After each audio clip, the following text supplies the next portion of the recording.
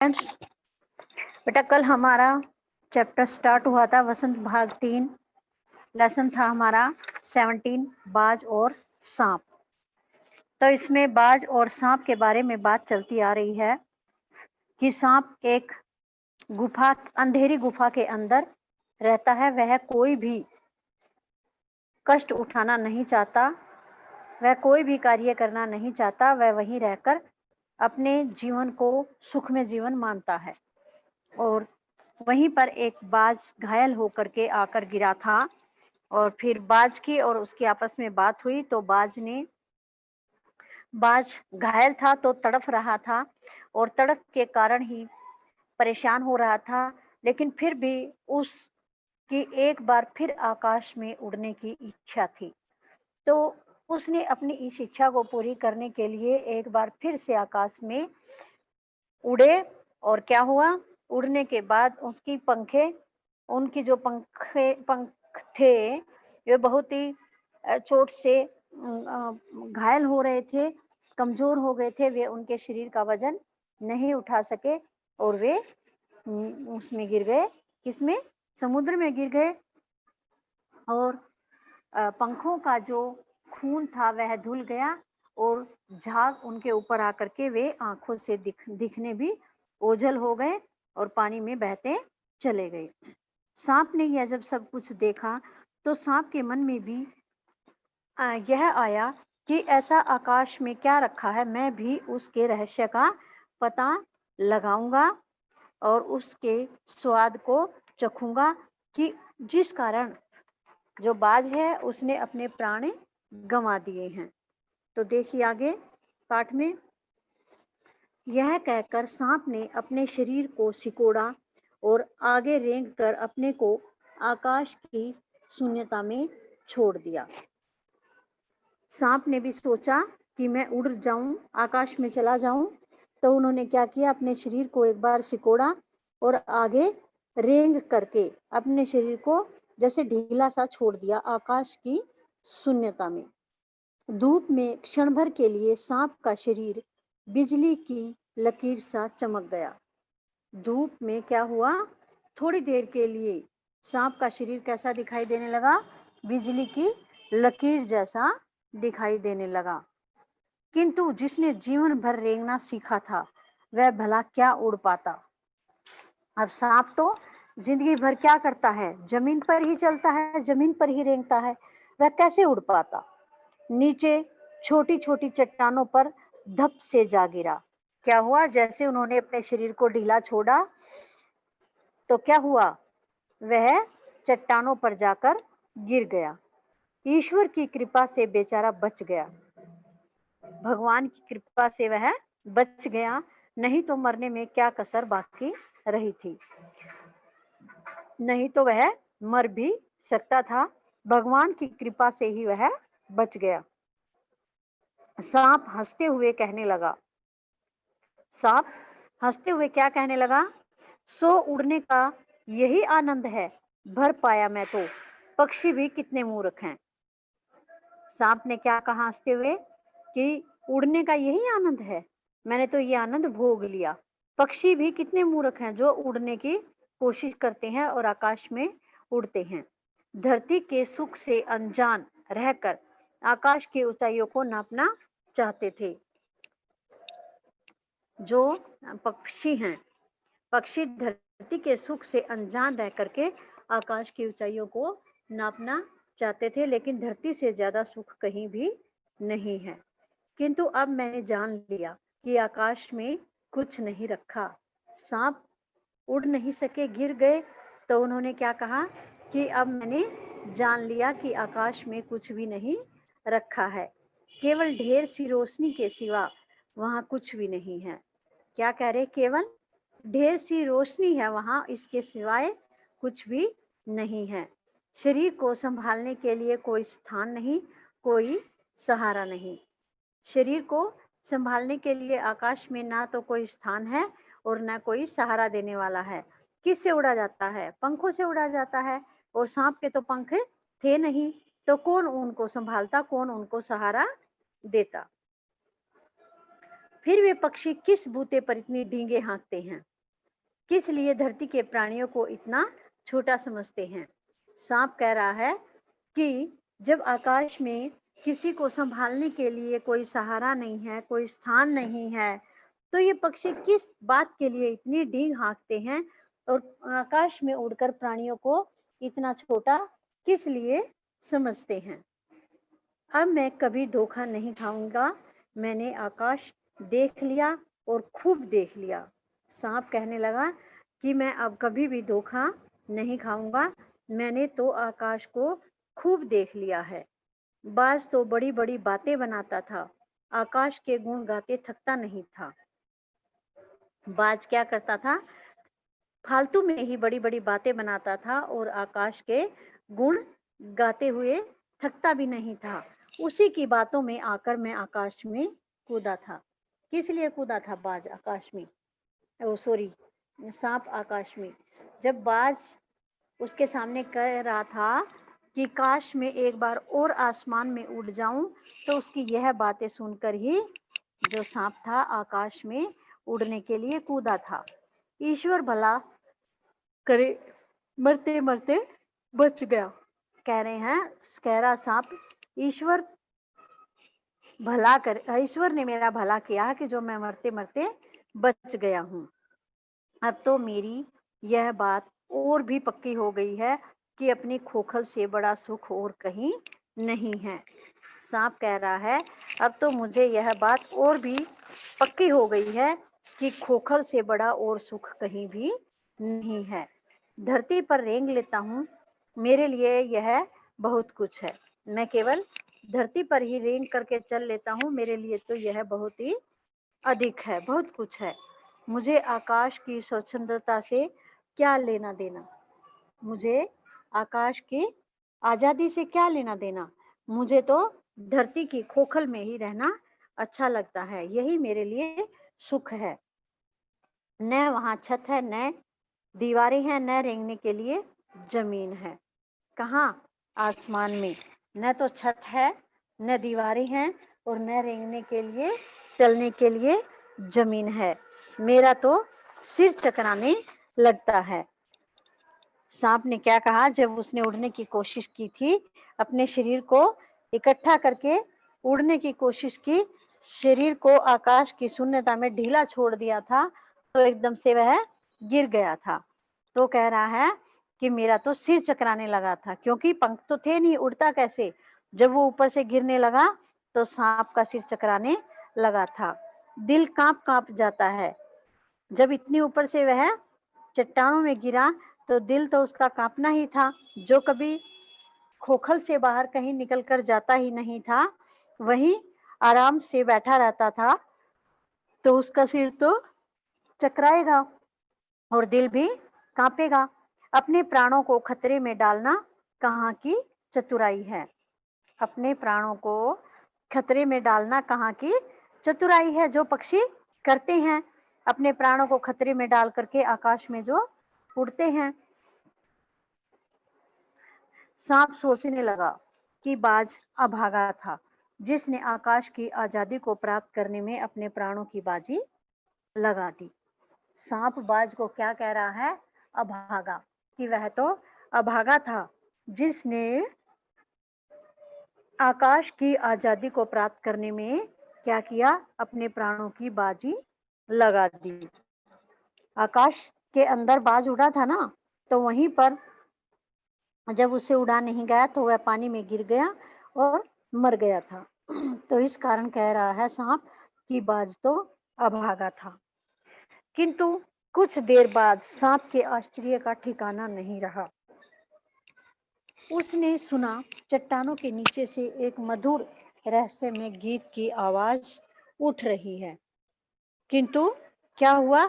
जब सांप ऐसे सोच ही रहा था तो उसके आश्चर्य का ठिकाना नहीं रहा। किस लिए नहीं रहा? क्योंकि उसने क्योंकि उसने क्या सुना कि नीचे से एक मधुर और रहस्यमय गीत की आवाज उठ रही है। पहले उसे अपने कानों पर विश्वास नहीं हो रहा था। किंतु कुछ देर बाद गीत के स्वर अधिक साफ सुनाई देने लगे। पहले तो सांप को अपने कानों पर विश्वास ही नहीं हो रहा था कि यह असलियत में गीत की आवाज आ रही है, लेकिन कुछ देर बाद क्या हुआ, गीत के स्वर अधिक साफ सुनाई देने लग गए। वह अपनी गुफा से बाहर आया और चट्टान से नीचे झांकने लगा। सांप अपनी गुफा से बाहर आया और चट्टान से नीचे की तरफ झांकने लगा, तो क्या देखा उसने? सूरज की सुनहली किरणों में समुद्र का नीला जल झिलमिला रहा था। क्या दिखाई दिया सांप को? सूरज की किरणें गिर रही हैं और समुद्र का पानी है जो कैसा है? नीले रंग का। पानी कैसा दिखाई देता है? नीला, आसमान जैसा पानी दिखाई देता है और वह सूरज की किरणों के कारण, रोशनी के कारण झिलमिला रहा है। चट्टानों को भिगोती हुई समुद्र की लहरों में गीत के स्वर फूट रहे थे। चट्टानों को जो समुद्र की लहरें भिगो रही थी, वहां से गीत के स्वर फूट रहे थे, सुनाई दे रहे थे। लहरों का यह गीत दूर दूर तक गूंज रहा था। लहरें जो चट्टानों से टकरा रही थी, उस गीत की आवाज दूर दूर तक सुनाई दे रही थी।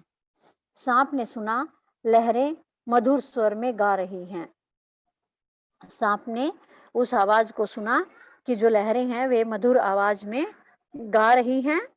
हमारा यह गीत उन साहसी लोगों के लिए है जो अपने प्राणों को हथेली पर रखे हुए घूमते हैं।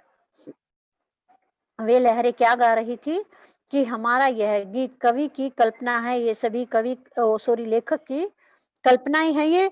और लेखक कौन है? निर्मल वर्मा। निर्मल वर्मा जी कहते हैं कि वो जो गीत गा रही हैं लहरें, वो गीत क्या हैं? वे गीत उन साहसी लोगों के लिए हैं जो अपने प्राणों को हथेली पर रख करके घूमते हैं। चतुर वही है जो प्राणों की बाजी लगाकर जिंदगी के हर खतरे का बहादुरी से सामना करे। चतुर कौन है? लहरों ने गीत में क्या कहा? चतुर वही है जो अपने प्राणों की बाजी लगाकर जिंदगी के हर खतरे का बहादुरी से सामना करे। ओ निडरबाज, शत्रुओं से लड़ते हुए तुमने अपना कीमती रक्त बहाया है, पर वह समय दूर नहीं है जब तुम्हारे खून की एक एक बूंद जिंदगी के अंधेरे में प्रकाश फैलाएगी और साहसी बहादुर दिलों में स्वतंत्रता और प्रकाश के लिए प्रेम पैदा करेगी। उन गीतों में क्या गाया जा रहा था? ओ निडरबाज, शत्रुओं से तुम लड़े हो और लड़ते हुए तुमने अपना कीमती खून बहाया है, पर वह समय अधिक दूर नहीं है जब तुम्हारे खून की एक एक बूंद के अंधेरे में क्या होगा? प्रकाश फैलाएगी। जब तुम्हारे खून की एक एक बूंद अंधेरे में प्रकाश को फैलाएगी, साहसी बहादुर दिलों में स्वतंत्रता और प्रकाश के लिए प्रेम पैदा करेगी। तुमने अपना जीवन बलिदान कर दिया, किंतु फिर भी तुम अमर हो। निर्मल वर्मा कहते हैं कि लहरें अपने गीत के माध्यम से कह रही हैं बाज के लिए कि तुमने अपना जीवन बलिदान कर दिया है। तुमने अपना जीवन बलिदान कर दिया, फिर भी तुम अमर हो। यानी जब तक संसार रहेगा, तुम्हारी ये अमर कहानी कही जाएगी। जब कभी साहस और वीरता के गीत गाए जाएंगे, तुम्हारा नाम बड़े गर्व और श्रद्धा से लिया जाएगा। जब कभी साहस और वीरता के बारे में गीत गाए जाएंगे, तब भी तुम्हारा नाम बड़े गर्व के साथ और श्रद्धा के साथ लिया जाएगा। यानी लहरें बाज के लिए वीरता के गीत गा रही हैं। हमारा गीत जिंदगी के उन दीवानों के लिए हैं जो मरकर भी मृत्यु से नहीं डरते। लहरें क्या गीत गा रही हैं कि हमारा गीत जिंदगी के उन दीवानों के लिए है जो मरकर भी, यानी बाज मरे हुए के समान था, उसके बाद भी वह मृत्यु से नहीं डरा और आकाश की तरफ उड़ चला। तो सांप ने यह लहरों द्वारा गीत सुना और बाज की वीरता के बारे में उनको पता चला कि बाज असलियत में वीर था, मरकर भी वह पीछे नहीं मरकर भी पीछे नहीं हटा था। सांप कैसा था? डरपोक था, जो आलसी था, जो जीवन में कुछ भी नहीं करना चाहता था। और बाज क्या था? घायल होते हुए भी वह अपने जीवन में कुछ न कुछ करना चाहता था, उड़ना चाहता था। मरते-मरते भी वह आकाश में उड़ा और उसने अपने प्राणों की बाजी लगा दी। तो इस पाठ से हमें क्या शिक्षा मिलती है कि हमें किसकी तरह होना चाहिए? सांप की तरह या बाज की तरह? हमें किसकी तरह होना चाहिए? बाज की तरह। सांप की तरह आलसी नहीं होना चाहिए, बातें बनाने वाला नहीं होना चाहिए, बाज की तरह होना चाहिए। हमें सदा मरते दम तक संघर्ष करते रहना चाहिए, बातें न बना करके कुछ करके दिखाना चाहिए।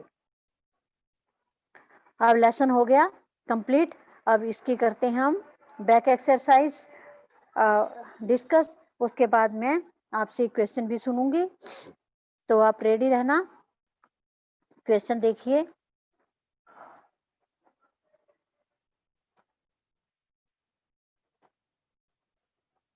घायल होने के बाद भी बाज ने यह क्यों कहा कि मुझे कोई शिकायत नहीं है? विचार प्रकट कीजिए। घायल होने के बाद भी बाज ने यह क्यों कहा था कि मुझे कोई शिकायत नहीं है? इस पर अपने विचार प्रकट कीजिए। बाज ने अपना पूरा जीवन पूरी स्वतंत्रता के साथ जिया। बाज ने अपना जीवन कैसे जिया था? पूरी स्वतंत्रता के साथ जिया था। उसने जीवन के हर पल का आनंद उठाया था और हर सुख को भोगा था। बाज ने अपने जीवन के हर क्षण को आनंद के साथ जिया था और हर सुख को उसने भोगा था। अपने साहस और हिम्मत से उसने आसमान की असीम ऊंचाइयों को नाप दिया और मृत्यु के भय से डरे बिना हर खतरे का सामना किया। अपने साहस से और हिम्मत से बाज ने क्या किया? आसमान की ऊंचाइयों को नापा और मृत्यु के भय से उसे डर नहीं था और बिना डरे उसने हर खतरे का सामना किया। इसलिए मृत्यु को निकट देखकर भी उसे अपने आप से कोई शिकायत नहीं थी। सारा जीवन उसने मौज मस्ती और उल्लास में व्यतीत किया था।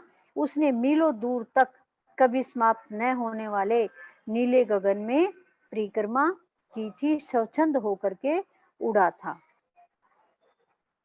बाज जिंदगी भर आकाश में ही उड़ता रहा, फिर घायल होने के बाद भी वह उड़ना क्यों चाहता था? बाज जो है जिंदगी भर तो आसमान में उड़ा था, लेकिन उसके बाद भी, घायल होने के बाद भी वह आकाश में क्यों उड़ना चाहता था? बाज बहुत साहसी प्रवृत्ति का था और उसे खतरों से खेलने में मजा आता था। बाज कैसा था?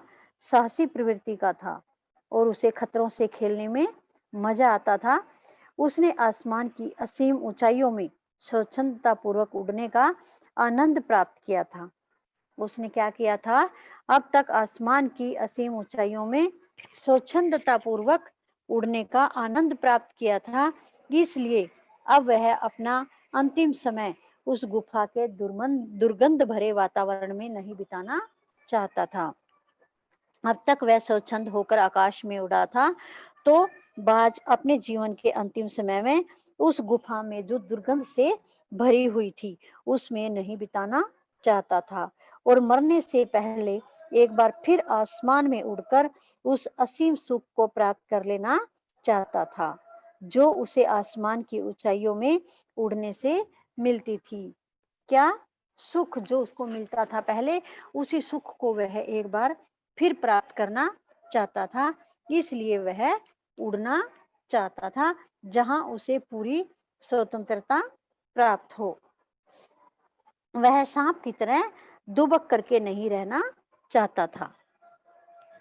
Third question. सांप उड़ने की इच्छा को मूर्खतापूर्ण मानता था, फिर उसने उड़ने की कोशिश क्यों की? सांप पहले तो क्या करता था? उड़ने की इच्छा को मूर्खतापूर्ण मान रहा था, लेकिन फिर उसने अंत में उड़ने की कोशिश क्यों की थी? सांप सोचता था कि सारे पक्षी मूर्ख होते हैं। सांप पहले क्या सोचता था कि सारे पक्षी मूर्ख होते हैं जो आसमान में उड़ने के लिए लालायित रहते हैं। क्या सोचा था सांप ने? कि सारे पक्षी मूर्ख होते हैं जो आसमान में उड़ने के लिए लालायित रहते हैं। लेकिन जब उसने देखा कि बाज घायल अवस्था में भी आकाश में उड़ने के लिए कितना बेचैन था और सिर्फ आसमान में उड़ने की खुशी पाने के लिए उसने अपने प्राण तक गंवा दिए थे। जब पहले सांप क्या सोचता, सारे पक्षी मूर्ख होते हैं जो आसमान में उड़ने के लिए लालायित रहते हैं। लेकिन जब उसने देखा कि बाज घायल होकर भी आकाश में उड़ने के लिए कितना बेचैन है और आकाश में उड़ने की खुशी पाने के लिए ही उसने अपने प्राण तक गंवा दिए हैं, यह बात उसे बेचैन कर रही थी। उसकी समझ में नहीं आ रहा था कि आखिर आकाश में उड़ने में क्या खुशी मिलती है। वह भी इस खुशी को प्राप्त करना चाहता था। वह इस रहस्य को जानना चाहता था कि आकाश में उड़ने में क्या खुशी मिलती है। इसलिए उसने आकाश में उड़ने का फैसला किया था। फोर्थ क्वेश्चन है, बाज के लिए लहरों ने गीत क्यों गाया था? सांप को लहरों द्वारा गीत सुनाई दिया था, तो वह बाज के लिए गीत गाया था। लहरों ने क्या क्यों गाया था? तो देखिए, बाज वाकई में अदम्य साहसी था। घायल होने के बाद भी उसने हिम्मत नहीं हारी। उसने जीवन के अंतिम समय में भी अपनी इच्छा पूर्ति के लिए अपने प्राणों की बाजी लगाकर स्वच्छंदता पूर्वक आकाश में उड़ने का एक अंतिम प्रयास किया। बाज क्या था? अदम्य साहसी था। घायल होने के बाद भी उसने हिम्मत बिल्कुल भी नहीं हारी थी। उसने अपने जीवन के अंतिम समय में भी अपनी इच्छा को पूरा करने के लिए अपने प्राणों की बाजी लगाकर स्वच्छंदता पूर्वक आकाश में उड़ने के लिए एक अंतिम प्रयास किया था। इसलिए लहरों ने बाज की हिम्मत व साहस की प्रशंसा के गीत गाए थे। इसीलिए लहरों ने बाज की हिम्मत व साहस की प्रशंसा के गीत गाए थे। क्योंकि बाज आलसी बनकर नहीं रहा, उसने घायल अवस्था में भी आसमान के अंदर उड़ने का साहस किया और साहस करने के बाद भी जब उसकी पंखों ने सहारा नहीं दिया तो जैसे मानो उन्होंने अपने शरीर का बलिदान दे दिया। घायल बाज को देखकर सांप खुश क्यों हुआ होगा? घायल बाज को देखकर सांप खुश क्यों हुआ होगा? सांप बहुत कायर था। सांप बहुत कायर था, डरपोक था। वह सोचता था कि वह अपनी गुफा में बिल्कुल सुरक्षित व सुखी है। सांप क्या सोचता था? कि वह अपनी गुफा में बिल्कुल सुरक्षित है, उसे किसी प्रकार का डर नहीं है और सुखी है। लेकिन जब अचानक उसकी गुफा के पास एक घायल पक्षी आकर गिरा, तो वह काफी भयभीत हो गया। सांप अपनी गुफा में आराम से बैठा था कि उसने देखा एक घायल पक्षी वहां आकर गिरा है, तो वह काफी भयभीत हो गया और उसे अपनी सुरक्षा की चिंता सताने लगी। सांप पहले तो डर गया, अपनी सुरक्षा की चिंता उसे सताने लगी। लेकिन जब उसने देखा कि बाज स्वयं ही घायल और अधमरा है और उसे कोई हानि नहीं पहुंचा सकता है, तो वह अपने आप को सुरक्षित महसूस करने लगा।